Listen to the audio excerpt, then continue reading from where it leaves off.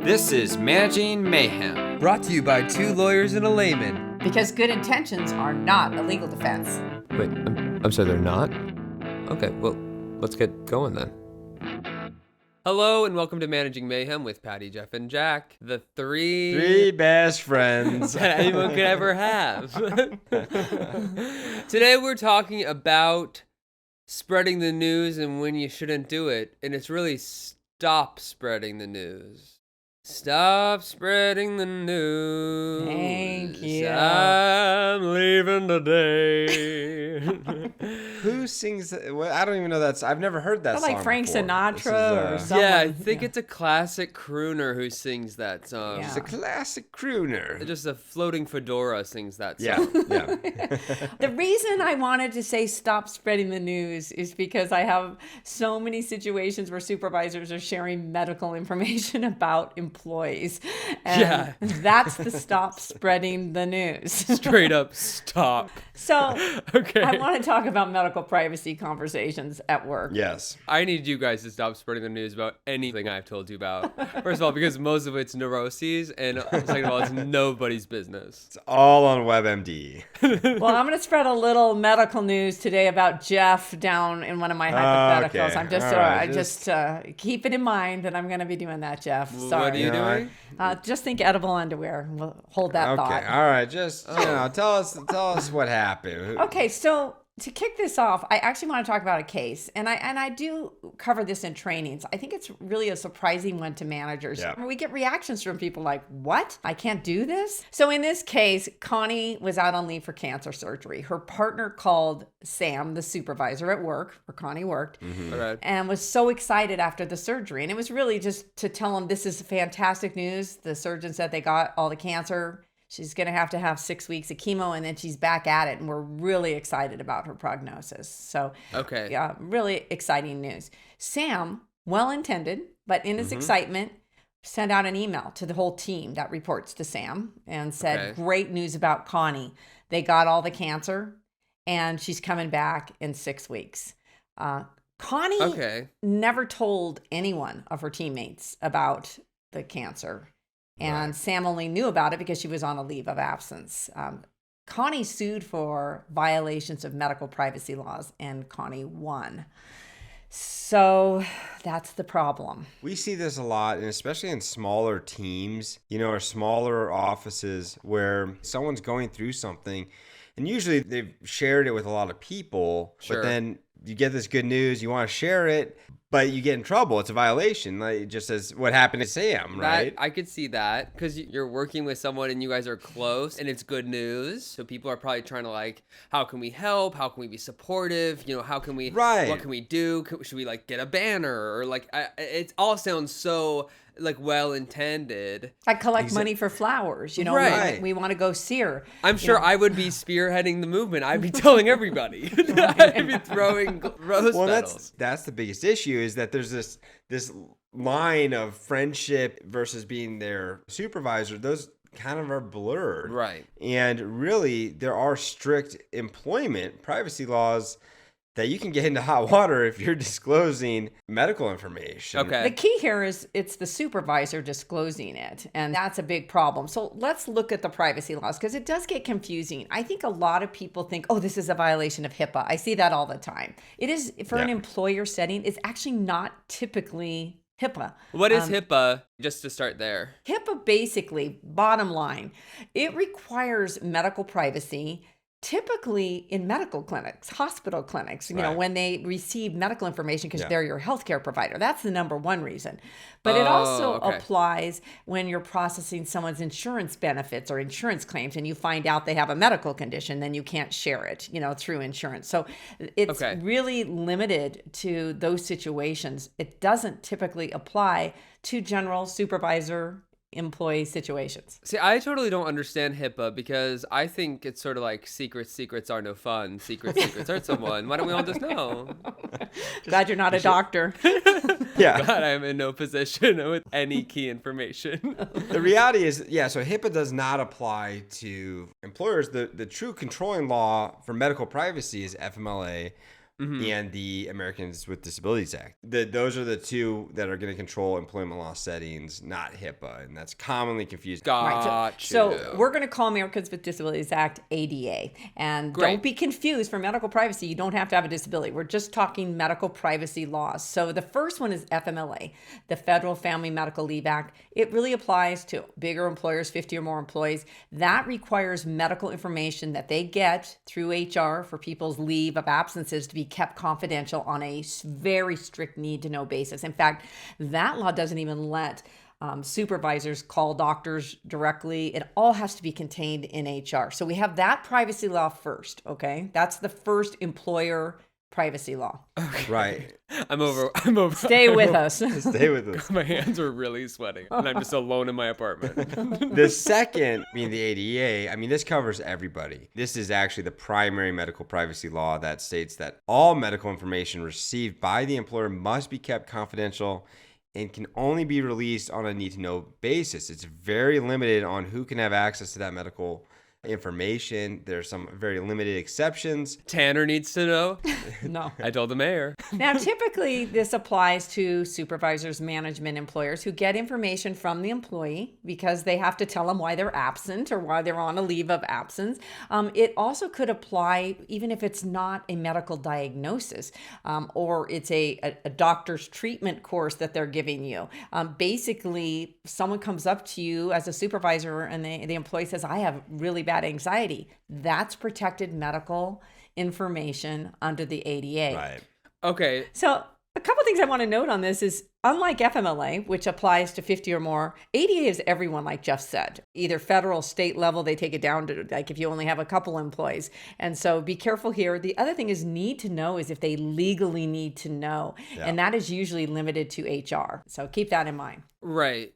Okay, so I hate to say that I am a little turned around. Okay. So so HIPAA's only the doctor can't tell, or Yes. in FMLA's just didn't work? Can you break it down a little more? I'm smiling because I'm so happy you asked this about HIPAA because I did want to tell that edible underwear story. So, HIPAA typically applies The to... buildup is just making it sound like It's so crazy. Okay, so really quickly, my 30th birthday, my sister Kathy, she's like very smart at Harvard grad school, asked me what I want. I'm in Los Angeles. I said, just socks and underwear. She knows I'm having the dinner party with my new boss and his partner.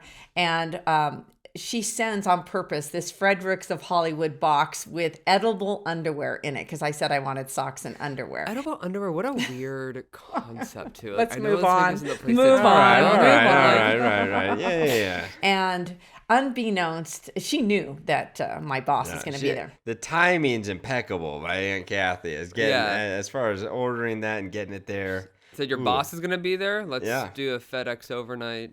So I open it up. It looks like a fruit roll up. I'm so embarrassed. I put it down next to the couch and we go into dinner and I don't think anyone has seen it. But Jeff, he is 6 months old. Katie at that time is 2. Katie comes in and said, Jeff is purple. I thought he was choking. He was not. He was actually had eaten the edible underwear and had the purple dye all over his face. And he was smiling, but he had hives. He was having allergic reaction to the edible underwear. Jeff, Oh god. Jeff had a lot of allergic reactions. allergic to everything. Yes. So we had to go to the ER and they had told us that next time we came there, we'd have to bring the item to be tested to see what ingredients. So That is hell. That's It just was- a hell. Yeah. it was tough. And we had to walk in with edible underwear. We did have a little disagreement, my husband and I, about who would carry it in. And Who did carry it in? I did. And we marched in and he said, and Jeff smiling, he had hives. It was not life threatening. And they said, what did he consume? And I said, this. And the guy kept a straight face and said, I'll be right back, the doctor. And he walks out, shuts that little curtain and says, you guys, everybody come here. You're not going to believe what this baby ate. Telling everybody. It's like over the loudspeaker. Right. That's a HIPAA violation. Okay. Because he didn't have a medical need to share it with a lab assistant. People in Right. the lobby could have heard him. Okay. I will say he came back in and my husband and I pretended that we were highly offended and that we were going to sue as lawyers. So and smart. then we said, gotcha, when he had a big rash going down his neck. And so that was the HIPAA violation of the edible underwear. Well, I feel that the true victim out of all of this is myself, because it wasn't your HIPAA that was violated. It was mine. That's true, Jeff. There was no Right. HIPAA law It's then. like, that's really crazy that there was no HIPAA even. Like, what's a baby to even do when nothing. they Well, do yeah, what something protections are incriminating? for children? For the love of Children. God. I'm so happy I got to share that. Woo! Also, Aunt Kathy, like, I do think that is such a sick joke. Props so to Aunt Kathy good. on that Kudos one. to Kathy. Okay, so then what's FMLA? So the FMLA ADA is, if you look back to when we were talking about Connie and her supervisor Sam giving away all that information to all the employees saying she's cleared with cancer, that's what the ADA's privacy laws will protect and prevent. They want you to not disclose that information to anyone who's not need to know. Right. It's all about the employer. You're looking at an employer, not a medical setting. So that's going to be what people are dealing with way more than HIPAA. Yeah. So what are the problems when FMLA and ADA are broken? The danger is that a company can be sued for a violation of the confidentiality requirements under FMLA and ADA. A supervisor can also be individually liable, sued directly for disclosing medical information. Damn. And they can be sued, for example, most states, Idaho is one, that recognizes a common law tort of invasion of privacy, where you can actually get punitive damages. So you not only have HIPAA potentially, if it falls into that. But for employees, you're dealing with FMLA, ADA, and invasion of privacy. It is a really dangerous area. So Damn. Sam, who was well-intended, could be Right. sued individually. And it also has implications for the company. Is that what you're saying too? Yeah, they could be it could be sued. the individual Yeah, and the company. they're gonna sue the company first, and then they're gonna sue both of you. I mean, Because Sam's an agent. Yeah. So sad because Sam meant so well. yeah. So in Sam's situation with Connie, Sam is messing up. Yeah. He's got Yeah. too much to tell, too excited to tell it. He's in trouble. Sam's a legal train wreck. Right. So the partner, let's say the partner called Sam with the information, told Sam to go ahead and tell people. Would that change anything? Or does that seems like so many. Layers. No, I mean the reality is you have to get the consent from the employee. It can't be the partner or the parent or somebody else. The employee has to say, "Hey, I'm telling you this news." Okay. And Jeff, that's a common mistake. I think people say, well, Connie's partner told me, so it's fine. Yeah. That's Connie's consent to give. Right. You want it from the employee. Even if it's a minor, I would get it from the employee. I want, Right. first of all, you don't do anything, disclose it without consent from that employee. Period. That's like when the mom calls and she wants to know if her son passed the drug test. Right. His drug test. Not telling you. Don't give it to the mom. No, not allowed. Okay, so what if Connie herself gave consent to Sam to tell people? The main thing I want supervisors to take away here is that it is not your role as a supervisor or as an employer to disperse medical information about any employee, even if they want you to do it. Right. I would tell them, hey, if you want to do it, you can, or your family can. But why take on that role? There's so much risk. What are you going to get, a signed consent form so you could go tell everyone? I mean, that is not your job. Right. Your job is to abide by all these privacy laws. So I would not go there, even if Connie gives you consent. Right. If Connie's approving it, just say, Connie, if you want to send an email, have a party, talk to everybody, awesome. We're all down. Absolutely. Yeah, I mean, you're not Connie's spokesperson, not how it works. Okay, so let's say they say, oh, my brother can tell you or my friend can tell you or whatever. How do you respond to that as a manager if you're in Sam's position? I would say if Connie's family member or even Connie came to me and said, "Hey, I'd like you to share this information," I would just explain, "Hey, due to privacy laws, I can't share this with my staff. You are welcome to do so directly. That's fine, but I can't do it. It's your discretion. But I won't be able to." What if it's the other side too? And people are like, well, what's going on? I feel entitled to this information. What do you do if you approach that way if you're Sam? Yeah, it's so hard. And it really, I mean, even Connie's situation, it's really a good intention, right? And it's because people are close and they're friends. And these conversations, it's easy for us to say them, as like the lawyer saying, "Hey, you got to do this, Connie. You can disperse it yourself." But it's hard as a manager, but you do have to be strong because you are liable. Right. And when people ask, because people are going to say, hey, what's going on with Connie? Is she getting better? Do you have an update? And you just need to say, hey, I'm not at liberty to discuss it. You can point to the privacy laws and say that you can't share that information. Keep it short and sweet. You don't have to justify it. Right. But that's kind of that flag to that person, like, hey, I can't tell you due to the laws. Yeah. Because I think even any level of information, it sounds like if you're saying they're doing better or they're well, it's too much. It's too much. They're in a hospital. They're taking a medical leave. Right. Any of this, that you cannot talk about it. Now, whenever anyone's out from work, we want to respect their privacy for whatever reason that they're out. And so, I just ask people to use good judgment here. Yeah. It's such a big ask. It's huge. I have to tell you, though, I have seen emails. I've seen people put in newsletters. So-and-so had their appendix out in their company newsletter. Those are all violations of the ADA, and particularly during COVID, it has been. I got a text. That was straight up. One of the producers texted, Mike has COVID. Oh my! That's a violation of ADA. You not even when we were doing contact tracing, you weren't allowed to give out the name of person. Right.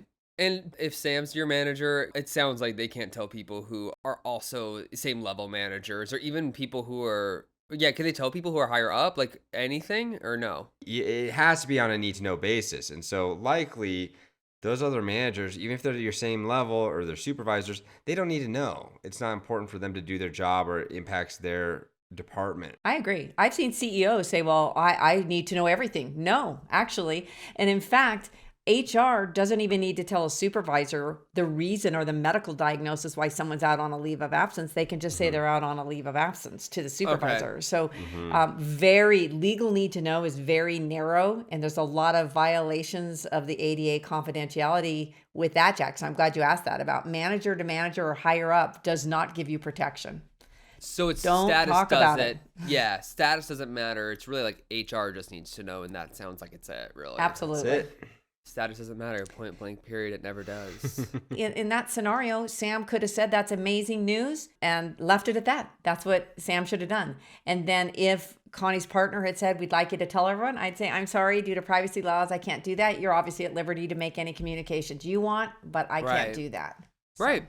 Let Connie come back and talk with her friends and they can all celebrate together, And people are private. A lot of people don't want people to know their medical diagnoses. And the last thing I will say, and ooh, drum roll. You'll never speak again. and then I'm turn my mic off. You're going to therapy for the edible underwear disclosure.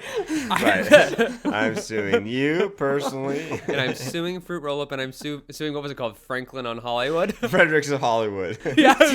Aunt Kathy, you're still cool, but everyone else. Jeff, say your last thing. For God's No, sake. I will say this. If you're going to let them discuss their medical situation in the office, it could also make other people uncomfortable who aren't medical, who don't want to know. Yeah, take it off site. On your lunch break. That's what I would recommend. We don't need the video of your surgery. You know what I mean? I'm a fainter. The amount of colonoscopies people have offered me to show the videos of is insane. Okay. All On right. that note, okay, guys. Well, medical privacy, take it seriously. Make sure you're attending supervisory training. We have Essentials of Management course on May 16th, May 17th that deals with all kinds of medical privacy issues. Yep. I'll be there. We hope you have a medical mayhem-free week. Woo! All right, have a great week. Bye-bye. Managing Mayhem is presented by Management Northwest and Management Southwest and cannot be copied or rebroadcast without prior written consent. By listening to this podcast, you understand that we, or at least two of us, are lawyers, but we are not your lawyers. Therefore, nothing we say on the podcast should be taken as legal advice or considered to create an attorney-client relationship.